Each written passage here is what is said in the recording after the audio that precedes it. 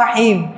Ya ayyatuhan nafsul mutmainnah, irji'i ila rabbiki radiyatan mardiyah, fadkhuli fi ibadi wadkhuli jannati al-ayah. Wa kama qala an-nabiyyuna Muhammad ibn Abdullah, man salaka tariqan yaltamisu fihi ilman sahalallahu bihi tariqan ilal jannah. Al-hadis sadaqallahul azim. Ibu-ibu yang saya sayangi karena Allah, alhamdulillah Allah hadirkan kita dalam majelis ini. Sebelum kita mulai kajian kita berdoa kepada Allah, semoga siapapun kita yang hadir dalam majelis ini, insya Allah Allah sehatkan badan kita, Allah kuatkan jasad kita, Allah tambah roh keimanan kita, Allah luaskan rezeki kita, Allah angkat segala masalah kita, Allah jauhkan kita dari orang-orang zalim, Allah matikan kita dalam keadaan husnul khatimah. Amin.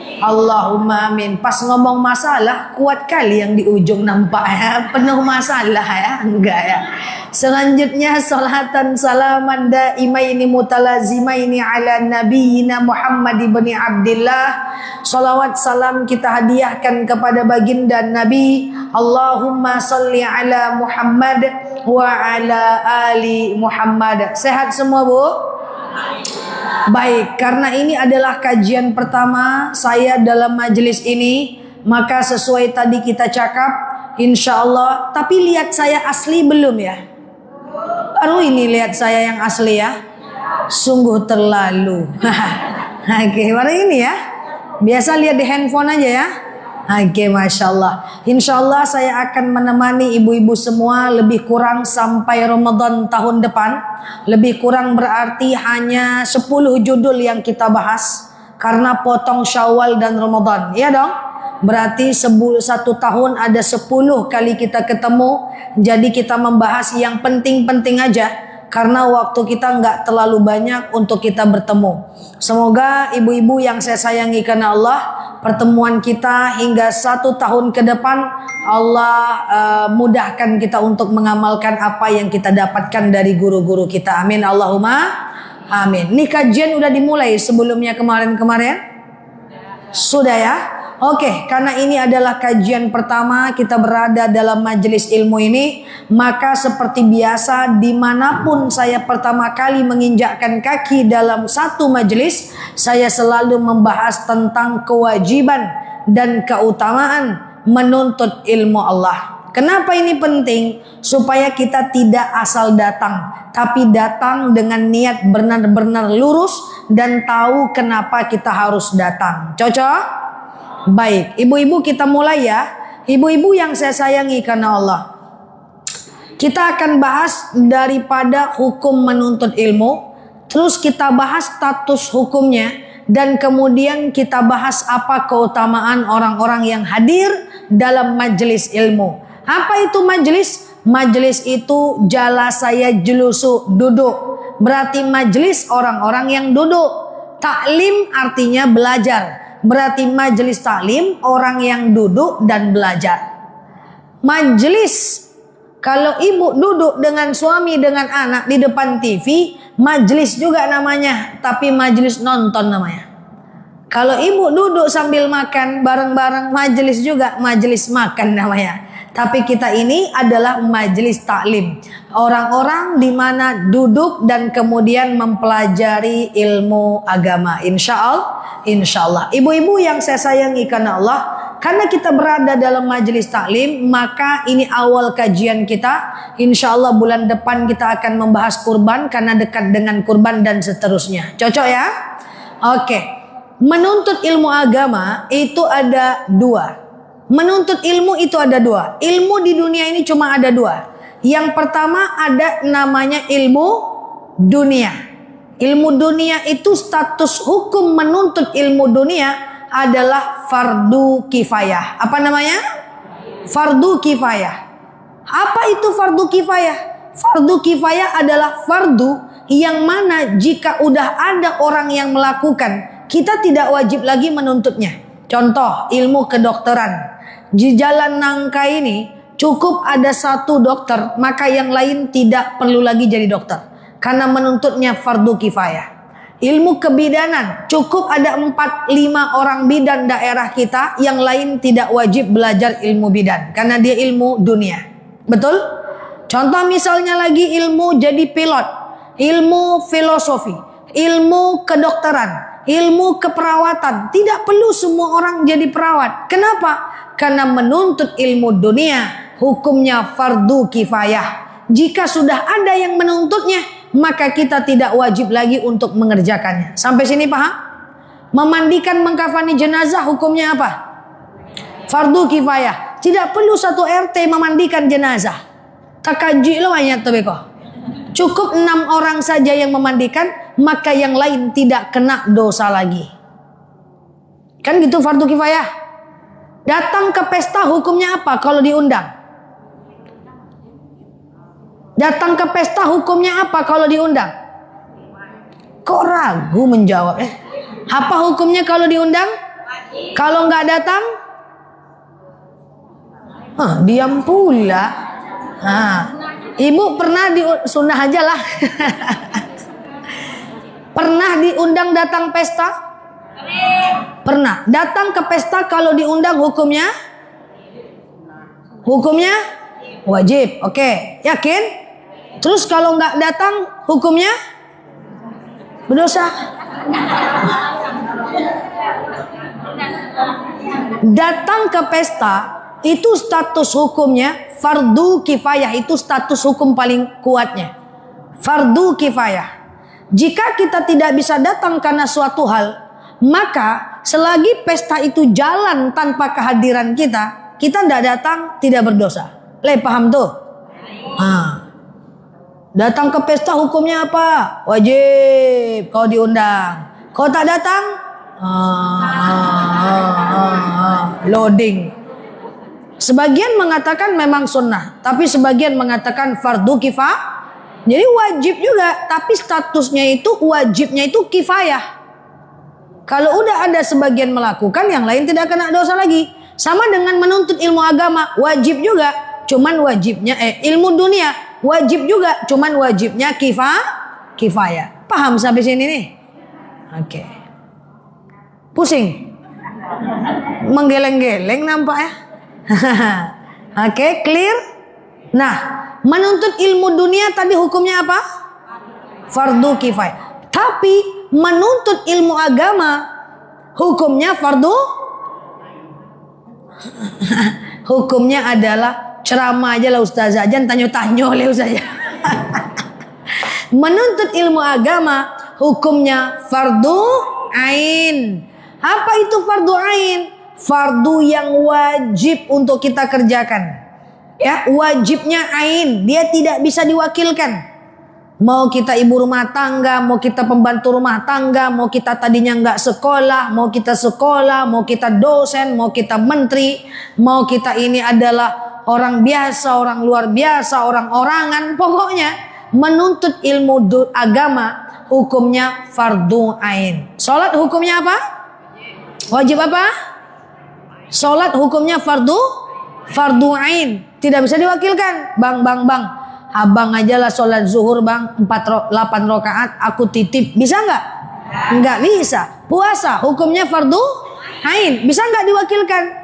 Mak aja lah mak, puasa Ramadan 60 hari gantikan aku mak, kan nggak bisa. Menuntut ilmu agama hukumnya apa? Fardu ain, jadi tidak bisa diwakilkan. Bu ya, yuk pengajian yuk, duluan selah nggak bisa, laluan selah nggak bisa. Udahlah engkau belajar aja lah, nanti kasih tahu aku apa ceramah ustadz, ndak bisa. Oke? Jadi hukum menuntut ilmu agama fardu ain, dia tidak bisa diwakilkan. Clear sampai sini? Oke, kalau clear yuk kita bahas hukum sebentar. Kita letakkan menuntut ilmu sebentar. Hukum Islam itu ada 5. Yang pertama adalah wajib. Wajib itu dikerjakan dapat pahala, ditinggalkan pinter anak mama. Yang kedua adalah haram, dikerjakan berdosa, ditinggalkan berpahala. Jadi setiap ibu meninggalkan yang haram, ibu dapat pahala. Mau gosip nggak jadi, dapat pahala. Mau nyuri uang suami, nggak jadi dapat pahala. Ya itu. Mau keluar rumah pakai baju KTB, nanti takut dosa, nggak jadi dapat pahala. Setiap meninggalkan yang haram, nggak jadi dapat satu pahala kebaikan. Oke, ulang lagi. Wajib dikerjakan berpahala, ditinggalkan berdosa. Haram dikerjakan berdosa, ditinggalkan berpahala. Sunnah dikerjakan berpahala, ditinggalkan rugi kita. Bukan ndak apa-apa besti, rugi kalau nggak dikerjakan sunnah itu. Oke? Makruh dikerjakan tidak apa-apa, tapi Allah tidak suka. Ditinggalkan lebih baik. Mubah. Coba semua, mubah. Apa itu mubah? Boleh. Dikerjakan boleh, ditinggalkan boleh. Menonton boleh.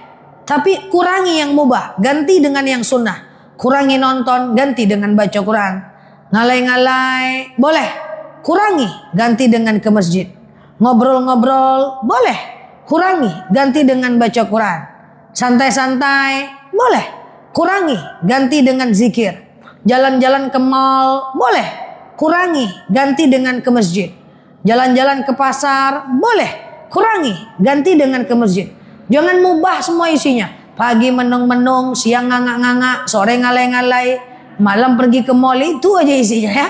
Jadi yang mubah itu dikurangi, ganti dengan yang sunnah. Clear sampai sini? Oke, balik kepada hukum tadi menuntut ilmu. Menuntut ilmu tadi hukumnya apa? Wajib apa? Fardu ain. Berarti kalau dia fardu ain, dia tidak bisa digantikan dengan yang mubah. Dengan yang sunnah aja tidak bisa. Usahakan fardu ain duluan.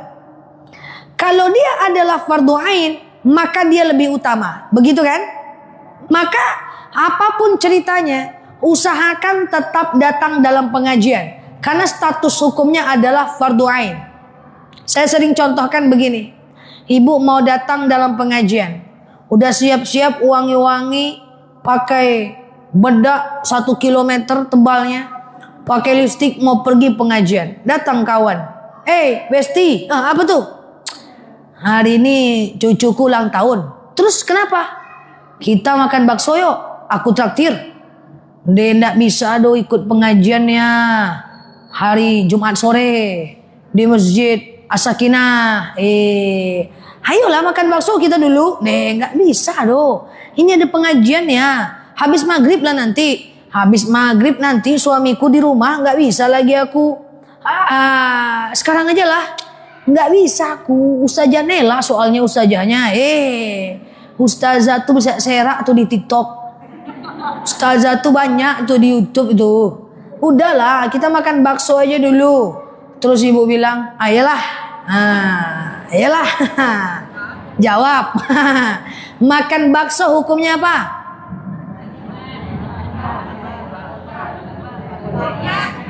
Sunnah pula. Makan bakso sunnah. Makan bakso saya siang malam. Oke, makan bakso hukumnya apa? Mubah. Datang ke pengajian hukumnya apa? Fardu ain. Mubah duluan atau fardu ain duluan? Fardu ain gitu. Enggak cocok. Jadi tetap ke masjid karena lawannya adalah mubah. Setannya kuat ustazah. Nah gitu kan. Nah itu fardu ain. Contoh. Ya dulu saya rasakan saat musim-musim kampanye.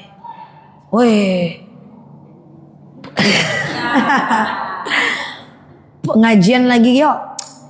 Nanti aja pengajian. Ngapa tuh? Ada pasar murah tuh di Simpang. Janganlah pengajian kita dulu. Talua murah. Kampanye itu. Nanti aja habis maghrib. Udah tutup dah luang murah dah. Pengajian kita itu aja dulu. Kita kesana aja dulu. Ujung-ujungnya apa? Kita pergi ke pasar murah. Kita tak datang pengajian. Pasar murah hukumnya apa tadi? Mubah. Pengajian hukumnya apa? Ketawa pula. Jadi yang wajib duluan.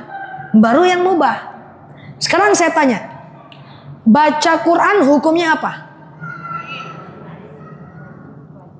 Kalau fardu ain berdosa ibu tak baca Al-Quran hari ini ya. Baca Quran itu sunnah. Mengamalkan isinya wajib. Tapi sekedar membaca sunnah. Mendengarkan ceramah ustadz hukumnya apa? Apa tadi? Mendengarkan ceramah hukumnya? Fardu ain. Baca Quran hukumnya? Sunnah. Maka kalau ustadznya ceramah, tutup Qurannya, dengarkan ustadznya. Karena baca Qurannya sunnah, betul? Nah, saya tak pernah sih nengok jemaah saya yang baca Quran saat ceramah. Cuman saya sering dapat pengaduan, Ustazah, teman saya saat baca Quran, saat ustadz ceramah dia baca Quran. Tutup dulu, dengar dulu ustadznya. Karena baca Quran hukumnya sunnah. Kadang-kadang ditanya, kenapa ibu tidak kenapa ibu tidak mendengarkan ustadz? Nggak ngerti kami ceramahnya Ustazah. Daripada tak paham kami ini ajalah, kami baca Quran ajalah. Jangan ya. Karena ibu-ibu yang saya sayangi karena Allah, bahwa baca Quran hukumnya sunnah. Dengarkan ceramah atau ikut kajian apapun bentuknya di tempat-tempat ibu hukumnya fardhatun ala kulli muslimin wal muslimat. Ya, wajib untuk kaum muslimin muslimat. Clear sampai sini? Oke, tadi hukum menuntut ilmu kita udah tahu bahwa hukumnya adalah fardu ain. Nah, pertanyaannya adalah, soal selanjutnya adalah, saya sampaikan, setiap yang fardu itu tidak mudah. Setiap yang wajib itu tidak mudah. Oke? Maka saya mengingatkan kita pada poin selanjutnya. Kalau kita ingin menuntut ilmu yang status hukumnya adalah fardu ain, maka saya cuma ingatkan kita semuanya untuk senantiasa meluruskan niat untuk hadir dalam pengajian. Kalau niatnya nggak lurus, maka tidak akan istiqomah kita untuk datang pengajian. Niatnya mesti lurus. Contoh, ibu boleh tanya kepada teman-teman ibu yang tidak hadir hari ini. Coba tes aja, tes. Yang belum dengarkan ceramah ini, coba ibu tes aja nanti. Tes aja tanya, Bu, ya. Kenapa ibu rajin pengajian? Biasanya dia jawabnya gini kalau pakai bahasa Minang. Ada orang Minang sih kok? Abah, Minang sado Minang anyuy. Ya kan? Biasanya dia jawab gini kalau pakai bahasa Minang. Awak kulihat tuo-tuo. Daripada ngangak-ngangak saya di rumah, anjak pengajian lah. Betul ya? Kita ini udah tua. Daripada suntuk-suntuk di rumah, lebih baik lagi pengajian. Nah, kalau itu niatnya datang pengajian, itu tidak akan istiqomah. Giliran nanti ada cucu di rumahnya tak datang dia tuh. Kenapa ibu tak datang? Ada cucu. Karena ada yang mau dia kerjakan. Karena dia pengajian cuma untuk menghilangkan suntuk. Tidak kuat niatnya. Bu, kenapa ibu pergi pengajian? Iya, anak-anak udah besar-besar semuanya. Apalagi yang dicari di dunia nih? Daripada kita santai-santai aja, lebih baik lagi kita pengajian. Giliran mau dekat lebaran, masak lontong tak datang dia pengajian. Kenapa? Masak lontong dulu katanya. Nggak kuat niatnya. Paham? Lebih repot lagi kalau niatnya adalah, kenapa ibu tak datang, kenapa ibu rajin pengajian? Segan kita sama ketua. Sekali ketua balik kampung kosong masjidnya. Yang lepot lagi kalau di pengajian tuh ada arisan. Kenapa ibu datang pengajian? Arisan belum terkocok lagi saja. Pas udah dapat arisan, dia tak datang lagi. Betul nggak? Yang lebih repot lagi, kenapa ibu rajin pengajian? Oh, saya itu senang pengajian karena ustadznya mantap, ustadznya ganteng. Ganti ustadz kosong masjid. Salah itu, ndak kuat itu. Atau misalnya, kenapa ibu pengen pengajian? Yang kayaknya betul tapi kurang tepat adalah, saya itu pengen menuntut ilmu Allah. Itu betul tapi kurang tepat. Karena kalau niat ibu datang ke pengajian untuk mendapatkan ilmu pengetahuan, nanti kalau ibu nggak ngerti ceramah ustadznya, ibu nggak datang lagi. Kenapa nggak datang? Entah apa, lain ujung, lain pangka. Nggak mengerti ceramahnya. Ya? Ada rasa gitu? Nggak ngaku sih kawan. Karena saya ingin cari ilmu pengetahuan. Pas nggak ngerti ceramah ustadznya, apalah nggak ngerti, lain ujung, lain pangkal. Tak maulah datang, nggak ngerti. Itu karena niatnya tak betul. Niatnya nggak kayak gitu. Karena kadang-kadang kita menuntut ilmu, bahkan kita nggak paham, betul ya. Tapi datang aja lah. Kenapa kita harus datang? Jadi luruskan niat untuk datang dalam majelis ilmu. Niatnya satu aja. Apa itu? Karena kita tahu itu kewajiban dari Allah. Kalau kita tahu menuntut ilmu ini adalah kewajiban, maka capek nggak capek, ikhlas nggak ikhlas, senang nggak senang, paham atau nggak paham, kita akan datang. Kenapa? Karena kita tahu itu kewajiban. Sampai akhirnya nanti kalau kita lelah kerja dari pagi, mencuci, memasak, menyetrika, sore-sore mau pengajian, lelah rasanya, hati kita akan bicara, ya Allah, sebenarnya aku ini lagi malas pengajian, tapi karena Engkau aku tetap lakukan. Itu baru mantap. Karena perintah Allah.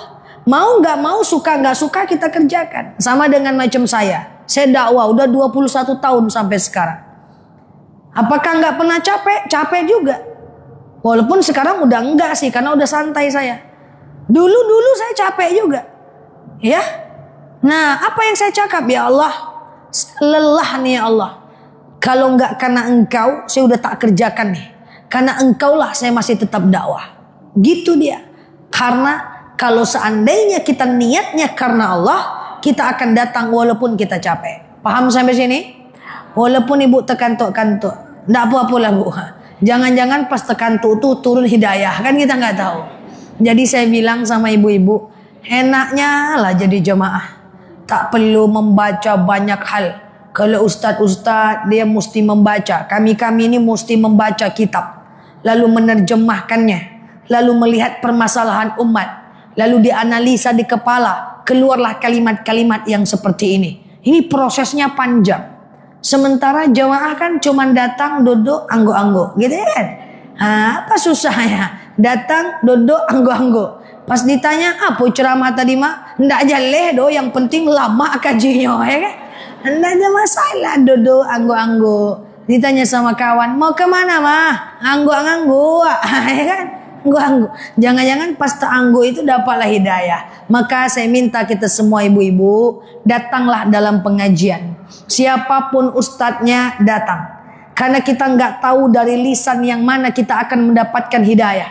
Jangan-jangan ada satu ustadz yang kita nggak ngerti isi ceramahnya, tapi dia mengeluarkan satu kalimat, ibu, kullu nafsin dha'iqatul maut.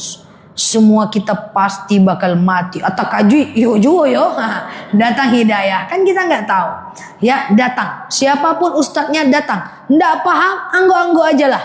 Ya, karena kenapa? Karena itu adalah fadilah kita menuntut ilmu Allah. Insya Allah. Walaupun pas di rumah tak teringat kaji itu lagi. Kok ustaznya bilang kayak gitu? Mak saya rajin pengajian juga. Apa ceramah mak? Hendak jale penting mantap ustadznya. Rancak isi kajinya. Apa isinya mak? Pokoknya mantap. Ceramahnya gimana mak? Isinya apa? Kasih tahu lah mak. Oh pokoknya mantap. Itu aja ingat. Tapi nggak apa-apa. Yang penting kita datang. Luruskan niat datang dalam pengajian. Terus kayak mana ustazah? Kapan kami boleh tidak datang pengajian? Boleh tidak datang. Kalau dia berbenturan dengan yang wajib. Contoh kita mau pengajian, tahu-tahu suami sakit. Boleh tak datang?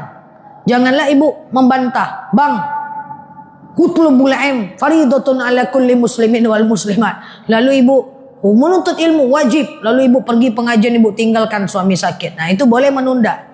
Ibu mau keluar rumah, ibu angkat kaki, ada tamu, layani tamu. Ibu tidak datang ke sini, ibu datang ke masjid lain di waktu yang lain. Itu boleh. Atau anak sakit, cucu sakit, boleh tak datang.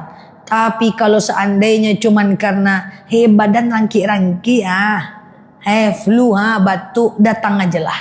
Cuman sebentar, 30 menit paling lama pula di antara 24 napas yang Allah berikan kepada kita.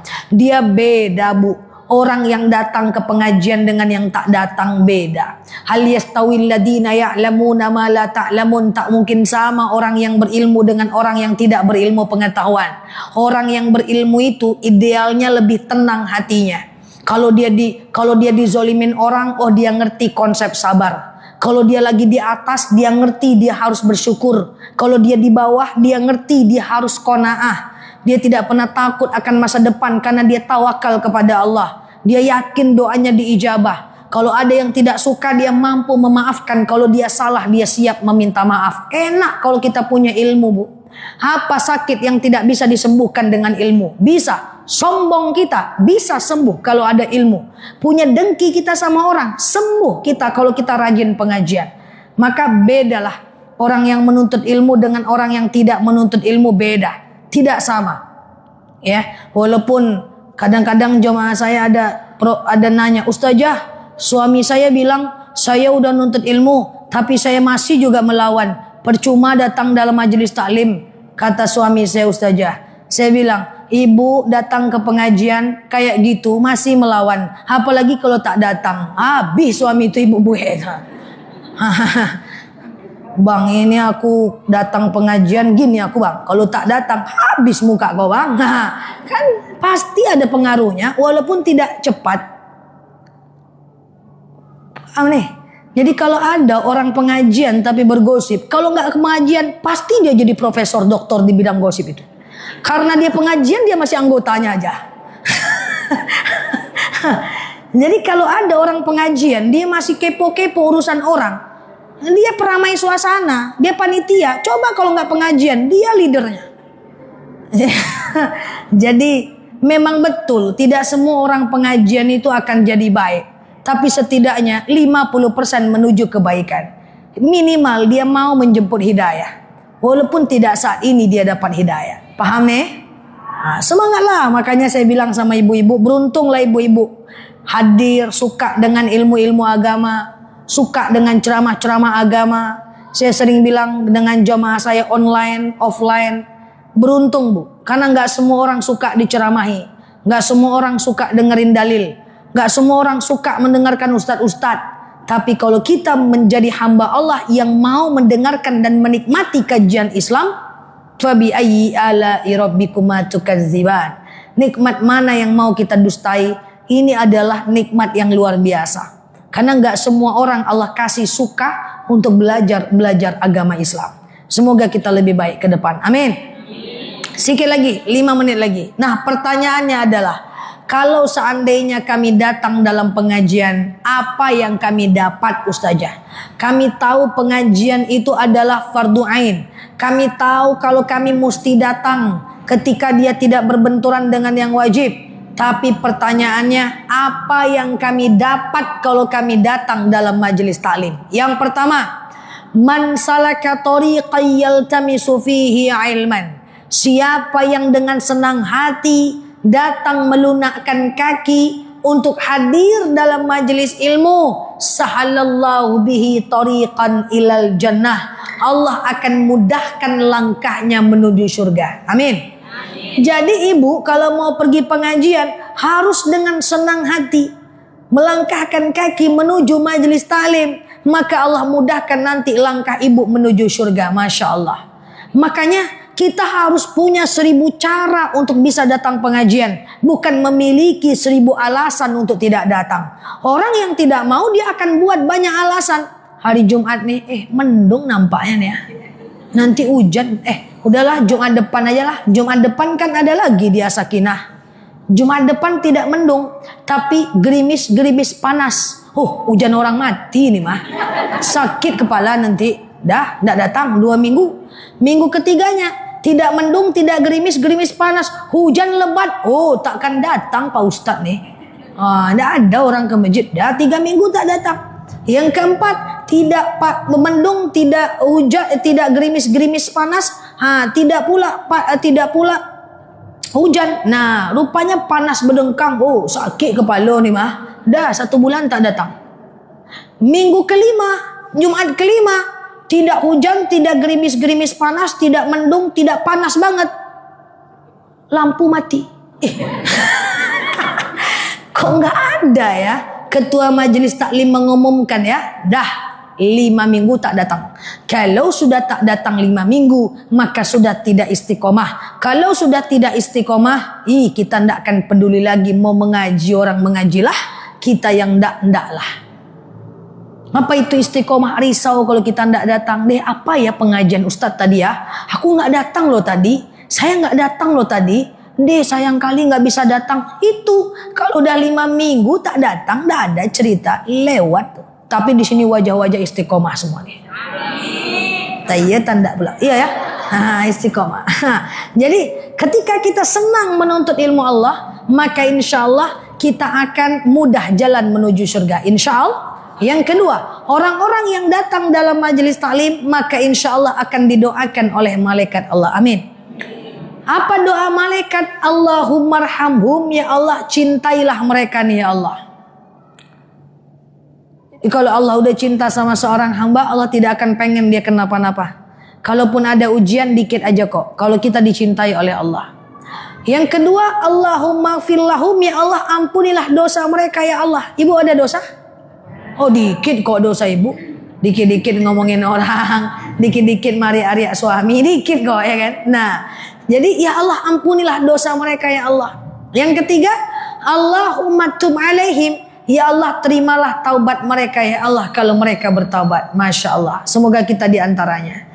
Makanya apapun dosa-dosa kita di masa lalu, entah dulu kita sering ngomongin orang, entah dulu kita buka aurat, entah dulu kita nggak sholat, entah dulu kita nggak puasa, entah dulu na'udzubillah kita berzina, entah dulu na'udzubillah kita suka mencelakai orang, entah dulu kita nyimpan dendam sama orang. Insya Allah, innallaha yuhibbut tawwabin wa yuhibbul mutatahhirin. Allah itu suka dengan orang-orang yang bertaubat dan mensucikan diri. Jadi kalau ada yang nanya, Ustazah, Allah tuh ngampunkan dosa saya enggak sih? Allah suka malah dengan ibu. Allah suka dengan orang-orang yang bertaubat. Insya Allah. Yang pertama, dimudahkan langkah menuju surga. Yang kedua, akan didoakan oleh malaikat, ya Allah cintai mereka, ya Allah ampuni mereka, ya Allah terimalah taubat mereka. Amin. Dan yang ketiga, orang yang hadir dalam majelis ilmu, maka insya Allah doa-doanya mustajab. Maka hadir dalam majelis ilmu sebelum ustadznya datang, setelah ustadznya ceramah, aminkan doanya dan berdoa dalam majelis ilmu. Ini doa kita mustajab. Banyak yang perlu kita doakan. Suami yang masih maksiat perlu kita doakan. Dari wajah-wajah utang serak perlu kita doakan, ya kan? Wah, penuh masalah kita perlu doakan. Nah, banyaklah berdoa dalam majelis ilmu. Ingat, paham atau enggak paham kita pengajiannya, ketika kita datang maka doa kita mustajab. Paham atau enggak paham, maka insya Allah doa kita akan mustajab. Banyak-banyaklah berdoa jika kita berada dalam majelis-majelis ilmu. Insya Allah. Dan sebagai penutup, dalam dalil dikatakan fadlul alim 'alal 'abid ka fadlil qamari 'ala sairil kawakib, bahwa keutamaan orang yang berilmu dibandingkan dengan orang yang beribadah tanpa ilmu itu bagaikan bulan di atas bintang-bintang. Lebih baik sholat 2 rakaat tapi ada ilmu. Kalau lupa rakaat, tahu cara sujud sahwi. Ya, kalau seandainya ragu-ragu dalam sholat, ngerti cara menyelesaikannya, ngerti bagaimana caranya sholat duduk, sholat baring, walaupun cuma 2 rakaat, dibandingkan orang sholat banyak rakaat tapi nggak ngerti ilmunya. Maka insya Allah kita termasuk hamba Allah yang punya ilmu sedikit dan bisa mengamalkan yang sedikit itu. Amin Allahumma amin. Ini dari saya. Semoga ke depan nanti kita bahas lagi yang lain-lain ya. Ini sebagai pembuka saja supaya kita bersemangat hadir dalam majelis ilmu insya Allah. Oke? Cukup? Oke, demikian. Tafadhol.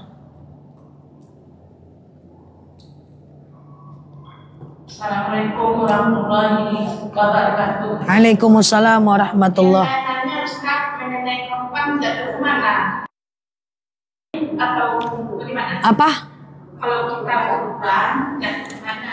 Kurban itu status hukumnya sunnah bagi yang tidak mampu, wajib bagi yang mampu. Wajib bagi yang mampu. Apa ciri-ciri wajib bagi yang mampu? Aduh ameh hendak di jari. Waduh nampak mah ya. Satu emas 4 juta berlebih duitnya, berkurbanlah. Nanti cari rezeki lagi. Jadi kurban itu sunnah kalau kita tidak mampu. Wajib bagi yang mampu. Oke? Nanti bulan depan semoga kita bisa bahas tuntas kurban. Sama-sama. Iya. Anda mas. Apa? Ya, Bismillahirrahmanirrahim. Assalamualaikum warahmatullahi wabarakatuh. Waalaikumsalam warahmatullahi wabarakatuh. Ilmu kedokteran atau ada beberapa orang berkebaya, kebidanan berkebaya. Bagaimana kalau guru itu adalah untuk mencerdaskan bangsa, untuk depan sampai akhir. Yang saya tanyakan termasuk berupaya atau berdoa. Terima kasih. Assalamualaikum warahmatullahi wabarakatuh. Waalaikumsalam warahmatullahi wabarakatuh. Kalau gurunya adalah guru biologi, guru matematika, itu fardu kifayah. Tidaklah semua orang harus jadi guru matematika. Tidaklah semua orang harus jadi guru biologi. Hukumnya fardu kifayah. Tetapi kalau ilmu agama berdakwah, ketika dia punya ilmu maka menjadi wajib atasnya. Oh, ibu kan punya ilmu dari majelis taklim. Ada kewajiban gak ibu menyampaikan kepada orang lain? Ada kewajiban gak? Bu, ini saya katakan, saya punya ilmu katakan. Saya kan wajib menyampaikan. Fardu ain loh. Oke? Nah, ibu kan dapat ilmu dari saya nih. Dari ustadz-ustadznya nih. Ibu wajib gak menyampaikan sama orang lain? Ada yang diko, ada yang putar-putar. Kalau dia agama, wajib. Karena ada dalil idza ra'al munkar falyughayyir. Ketika kita melihat dosa, ubah dosa itu. Wajib hukumnya, nggak bisa didiamkan. Tapi status bukan sebagai guru-guru kayak guru biologi, bukan. Ada orang bergosip, woi, udahlah, belum tentu lagi. Wajib. Karena kalau ibu nggak kayak gitu, ada orang bergosip, ibu bilang apa? Iyo yo, ibu gosip juga. Iya dong. Ada orang berzina di perumahan ibu. Harus nggak ibu ingatkan? Harus. Baik diam-diam ataupun melalui laporan. Tapi nggak boleh buka aibnya kemana-mana. Kalau ibu bilang, biar aja lah, dia, kita, udahlah, dosa. Wajib kita nyampaikan. Tapi sekarang suami nggak sholat, wajib nggak diajak sholat? Kok ragu? Nah, ibu kan bukan ustazah nih pura-puranya nih. Tapi kan itu agama ya. Suaminya nggak sholat, wajib nggak kita ajak? Wajib. Tapi mengajaknya khatibun nas biqadri ukulihim. Mengajaknya dengan bahasa dia. Janganlah ibu berdalil, bang. Ara'aital ladzi yukadzibu biddin. Fadzalikal ladzi yaudu'ul yatim. Nah, jangan pula pakai bahasa biasa aja. Sholat bang. Ayolah bang, sholat bang. Kan gitu. Wajib itu. Jadi yang namanya berdakwah itu wajib. Ibu juga wajib dakwah. Bukan cuman saya ceramah. Ibu wajib. Nah, lalu nanti suaminya bilang, nggak mau aku. Sabar, tenang. Karena dakwah harus sabar. Jangan bilang, nggak mau aku. Terserah engkau lah bang. Masuk neraka lah kau sendiri. Jangan. Sabar ya. Karena hidayah Allah yang atur. Jadi pertanyaan ibu bagus. Tapi kalau guru itu gimana? Kalau dia guru matematika, guru biologi, tidak semua orang harus ngajarin biologi. Tapi kalau ada kesalahan, semua orang harus menghentikan. Karena itu ilmu agama. Nanti kalau ada kawan-kawannya yang ngomong-ngomongin orang, janganlah ibu, woi, Rasulullah SAW pernah bersabda. Jangan. Jadi kalau ada kawan ibu ngomongin orang, udahlah, tidak usah kita ngomongin orang lagi. Terus dibantahnya kita, lah kau aja nggak tahu, udah sabar, ya harus diingatkan. Emang bisa ibu mengingatkan anak ibu nggak sholat ibu diemin, berdosa juga.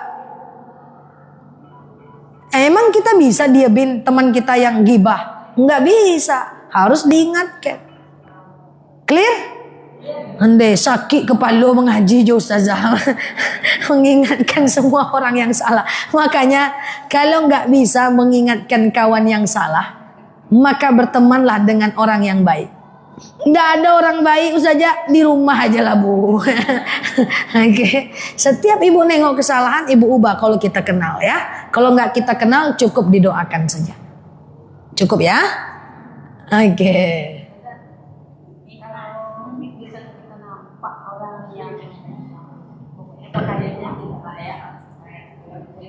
Kayak Islam, tapi pakaian tidak seperti orang Islam.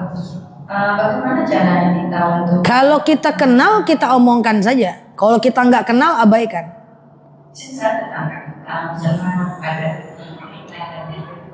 Ya kalau kita lagi iya kok. Pak khatibun nas biqadri ukulihim.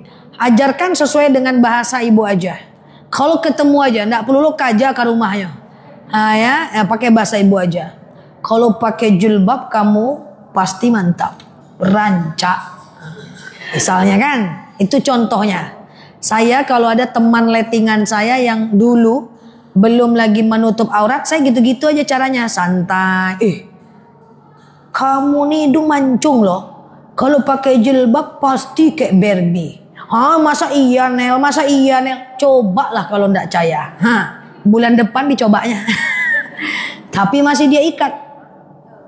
Oh mantap kan. Ajak kawan sikit kompor-kompor. Ih cantik kan. Kayak Barbie hidungnya mancung. Cantik kan.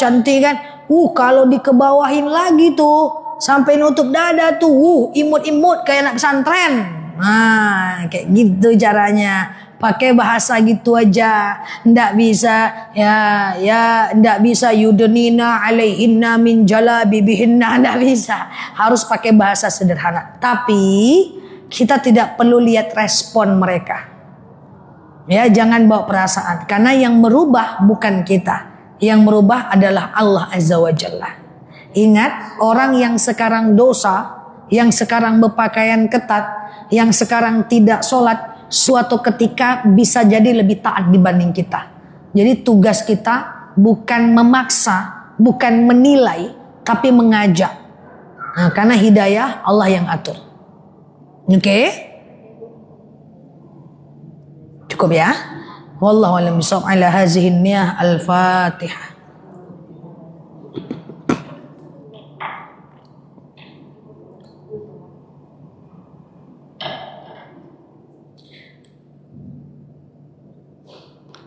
Amin ya Allah, amin ya Rahman, amin amin ya mujibah sa'ilin. Allahumma salli ala Muhammad wa ala ali Muhammad. Allahumma inna nas'aluka ridhaka wal jannah, na'udzubika min sakhatika wan nar.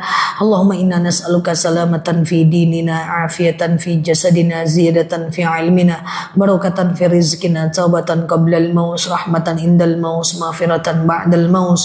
Allahumma hawin alaina fi sakaratil maut, najatan minan nari wal afwa indal hisab.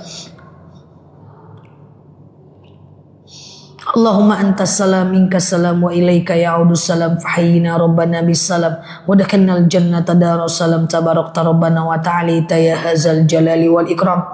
Allahumma inna na'udzubika minal hammi wal hazan, na'udzubika minal ajzi wal kasal, na'udzubika minal jubni wal bukhli, na'udzubika min ghalabati dani wa qahar rijal. Allahumma yassir alaina umurana wa la tu'assir alaina umurana ya rabbal alamin. Allahumma in kana rizquna fis sama fa anzilhu wa in kana rizquna fil ardi fa akhrijhu wa in kana rizquna ba'idan fa qaribhu wa in kana rizquna haraman fa tahhirhu wa in kana qalilan fa kaththirhu ya rabbal alamin. Allahumma rabbana anfa'na bima